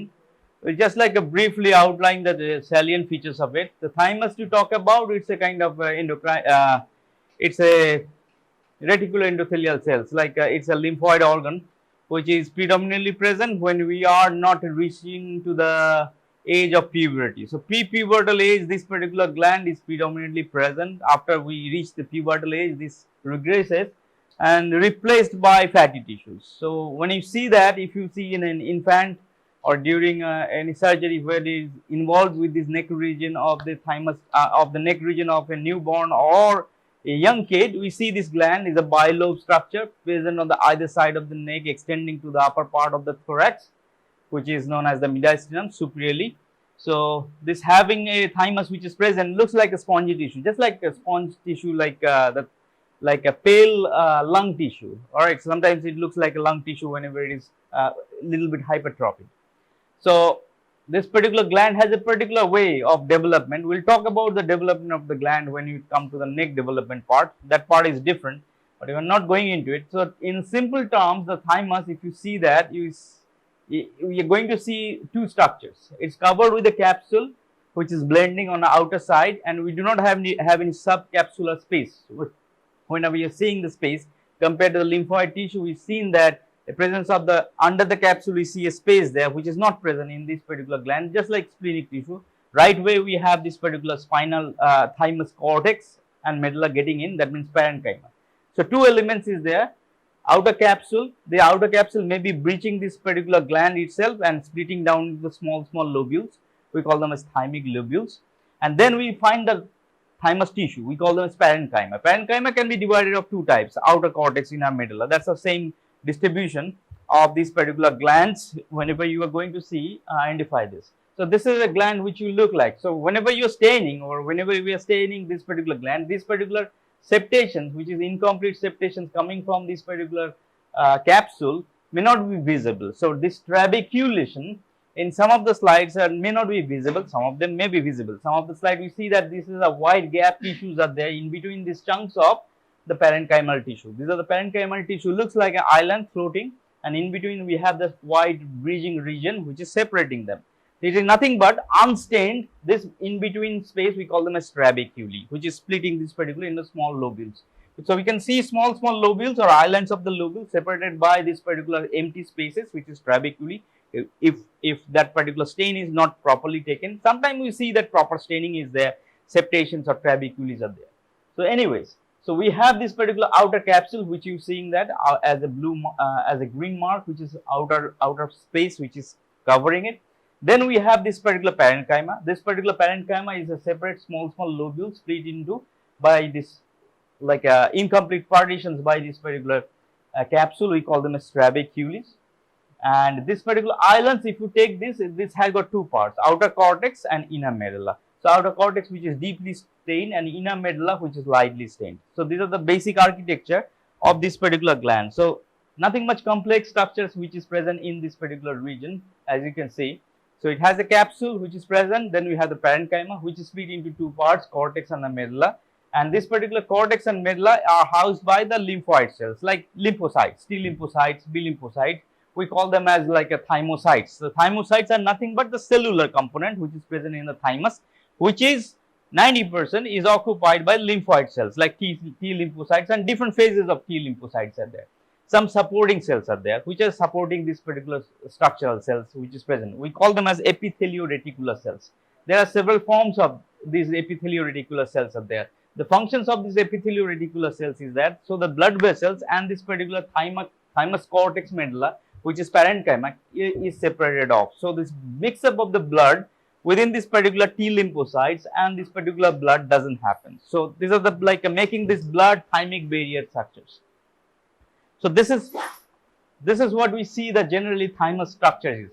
If you see this particular thymus histologically, it looks like this.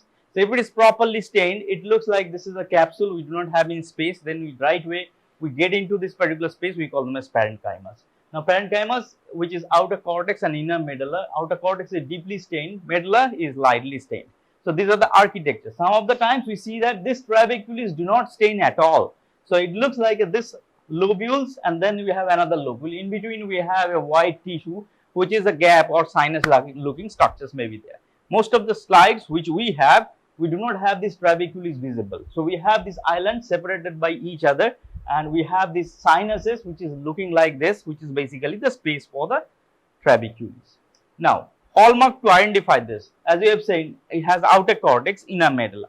So outer cortex we have these cells. These cells are known as thymocyte, T lymphocyte cells, right? Defense cells. And in the middle part we also have the thymocyte. There are also different phases of the lymphocytes are there. Apart from these particular cells, you see that the collections of the circular cells, which is dot cells which you are seeing here. These are the dot cells which you are seeing here. These are collections of the aggregates. They may be just like a collectively present in the central part, maybe just like maybe a couple of them, maybe one or two may be visible. These things which is present over there, we call them as Hessel's corpuscle. So this particular corpuscle which is present in the medulla central part, which is predominantly occupying over here, is the hallmark to identify this particular organ. So we have this outer cortex and the medulla is filled up with this kind of small dot like cells. We call them as Hessel's corpuscle, which is kind of like a hallmark to identify this. If you zoom this, like enlarge this, you see this small dots looks like a whole circular element which is present over here, eosinophilic element which is present in the central part, which is having a degenerated thymocyte which is present over here. And this degenerated thymocytes make a circular thing which is looking like a hole or kind of circular element, and surrounding by this particular epithelial cells. We call them as reticuloepithelial cells. They are holding this, and together they are making this dot-like structures. So this particular smaller dots which you see here, lymphocytes, they are present all over. Along with that, we have degenerated lymphocyte which makes a circular pattern like this, which are degenerated, and they are encircled by these particular reticuloendothelial cells, which is other than thymocyte cells, which is support cells. So this is hallmark for these particular elements of this thymus. So if you see this particular element, cortex, peripherally basophilic, dark stained thymus, and packed with the T lymphocytes, then we have this particular element, which is, this is the cortex. As you are seeing here, this is the cortex, and this is dark stains, which is compared to this central part, which is pale stain. Now then we have this cortex, and outer side to it we have this particular capsule, which you are talking about, thin connective tissue, and do not have any space compared to this particular, like other lymphoid organ, which this lymphoid had the identifying feature, which is known as subcapsular space, which was visible. Now from this cortex we are going to talk about this particular medulla, which is lightly stained. As you can see, this is a loosely packed T lymphocyte. Within this particular medulla we are going to see a special types of cells, which is known as Hessel's corpuscle, which is present as a degenerated type of T lymphocytes, and they look like this. So this is how this particular Hessel's corpuscle looks like, small dots over here. We do not have a very great thymus slide in our in our reserve. So this particular thymus slide which you have doesn't have that much of resemblance with this particular element. We have to just like a strain ourselves to find this particular Hessel's corpuscle, but they are there, but not that plentifully found. Likewise, they are, as we are saying, they are present predominantly in this region. So this particular medulla, which is housing the inner side of this particular parenchyma, which is occupied by this particular thymocyte, and this particular thymocyte has a special element which is present within that. We call them as Hessel's corpuscle, which is degenerated phyta, which is a identifying feature. So if you are going to identify this specimen as an identifying feature, you have to say that we have got like a capsule, which is thin capsule, splitting this particular capsule over here, going into depth of these things, splitting into smaller lobules. And then we have this parenchyma, which is having two parts, outer cortex and the medulla. And the third point is that within this medulla we find the collections of these eosinophilic element, which is a kind of like a degenerated kind of element, which is surrounded by a special kind of cells. We call them as epithelio-reticular cells. This element which is present as known as the Hessel's corpuscle. These are the identifying feature of the thymus gland which is present. So Hessel's corpuscle is the hallmark to identify this particular thymic tissue or the thymic gland. Now, there are chances of these three structures to be given in an examination as a lymphoreticular system or lymphoreticular organs. We could be given as a splenic tissue, we could be given with this particular lymph node, and other one is the thymus tissue. The three of them will be there out there for identification. Now, identifying about the lymph node, which is separate from rest of the things, which having subcapsular capsule. None of these have got this particular lymphoid collections over there, which has a capsule and below capsule space. So subcapsular space is a hallmark to identify quickly in examination for this particular like a lymph node identification. Then you have this particular lymphoid aggregates which is present as in lymph nodules. Then we have this particular splenic tissue, which is like having divisions into two parts, red pulp and the white pulp. So red pulp is everywhere, and the collections of nodules is there, which is known as the white pulp. And the center of that it appears by a central arteriole. We call them as central arterioles, which is present as there. And again, the capsules of this particular the spleen do not have any space, or subcapsular space is not existent, that part as well. So it separates out these two. Third is this particular element. We have this particular thymus tissue which is splitting down into small lobules, and it has a cortex and medulla, outer side deep stain, inner side pale stain, and within this particular central part we have this medulla which is having a special cell. We call them as Hessel's corpuscle, which is present as a hallmark. Only this kind of cells which is present only in this type of tissues, and again subcapsular space is non-existent into this, right? So three things you have to quickly identify. I'll be placing these three slides next to each other, so whenever you are just going through in that particular row, just like go for a thymus, lymph node, and this particular like splenic tissue, so here you will be able to differentiate between them. So this is a kind of like easy slide. Normally we do not pick up this for examination. This thymic shadow, lymph nodes and the spleen are more popularly been given in examinations. Now, coming to the other organ, which is we have, but unfortunately we do not have this particular like more popular organ, which is the urinary bladder. We do not have a very good slides on it. So ureter, we have this things seen in the in the gross anatomy, we have identified that in abdomen organ or abdomen pelvic organ, starting from this lower pole of the kidney, ending on the bladder, on the angles, we call them as angles of the bladder, has a particular length, has a particular constrictions. We have this particular thing radiologically significant as well. As we have done this particular radiological anatomy of this, we identified that constrictions in these particular tubes in a special stained slides as X-rays in some of these which have to identify. Now coming to this particular histology of this is a pretty easy, like whenever you're identifying this particular organ, it has this mucosa, then you have the smooth muscles, then you have this particular outer adventitia which is lining with this particular peritoneal coverings. So the mucosa which has got cells, the cells hallmark for this is having a transitional epithelium. Now what do you mean by the transitional epithelium? The transitional epithelium is that whenever it is not stretched or whenever it is not distended, it appears as multi-layers. So may have this particular cells which is non-distended and lying in each other, looks like a 5-6 layers. When this particular organ gets distended, this particular multi-layer or 6-5 layer cells appears as 1 or 2 layer cells. So this particular organ, depending on state of this particular organ, transforms into from 3-layer epithelium or 4-layer epithelium or 6-layer epithelium from the 1-layer epithelium. So that's why we call them as transitional epithelium. It transits between this multi-layer to the single or 1 or 2 layer cells. So this kind of mucosa which is present within this particular ureter is very, very important for us to identify, which is known as transitional epithelium. This particular organ, when you are seeing here, is undistended, non-distended. That's why you are going to see several layers of this particular epitheliums which is present on it. And they are resting on the basement membrane, we call them as lamina propria. So it is resting on these two elements which is mucosa composed of. Then we have the muscle layer. Now ureter is capable of propulsion for the pushing down the urine. So it has to have some muscles. So peristalsis is required to have these particular muscles which is known as smooth muscle present to it.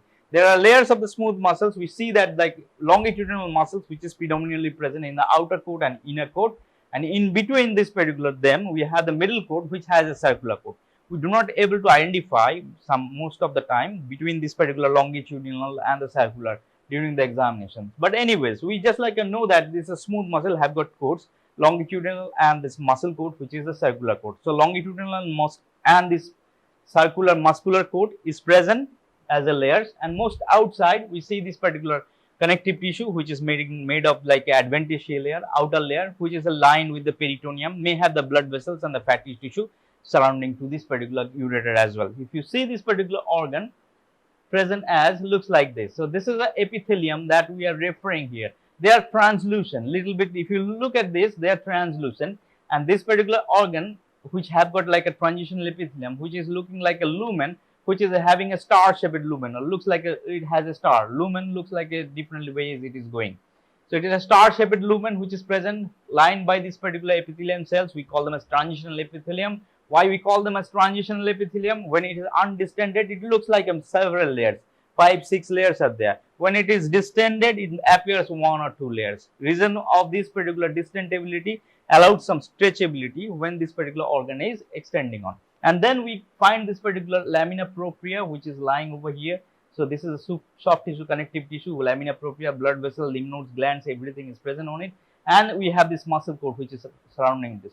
Outside to the muscle coat, we have this adventitia which may have the collections of the lymph nodes, which may have the collections of the blood vessels, may have the collections of this fatty tissue around it. So this particular organ, again, as we do not have a very proper or very good urinary bladder, this is again another tube which you will be taken care of. We can get mixed up between this particular tube and the fallopian tube. The difference with the fallopian tube and here, fallopian tube has a pattern which is look like fern pattern or finger-like pattern. This particular element, as you seeing here, this pattern of this particular circular circumscribed lumen, which is not there in the fallopian tube, which has a plenty of the projections, which is epithelium, which is going on leaf-like pattern or fern leaf-like pattern, which is present. Again, when we are projecting this particular ureter, we will be projecting next to it this particular histology of this particular slide of this particular fallopian tube. So you compare both of them so that during examination you do not get mixed up like as a close resembling structures. All right. So this is about two structures that in a mop up things about this GI and this particular system histology that we are going into. So this thymus tissue and as well as this particular like